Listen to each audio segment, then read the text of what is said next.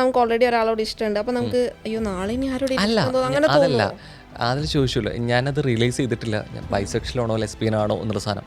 അതുകൊണ്ടാണ് ലെസ്ബിയൻ ആണ്, ആ അതെനിക്കറിയാം.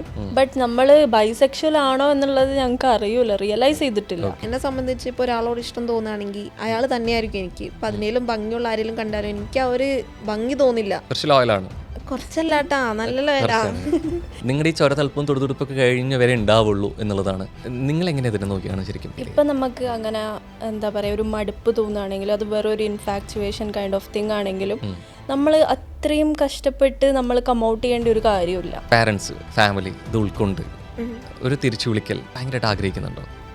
ഞങ്ങൾ ആഗ്രഹിക്കുന്നുണ്ടോ എന്ന് ചോദിച്ചാൽ ആഗ്രഹിക്കുന്നുണ്ട്.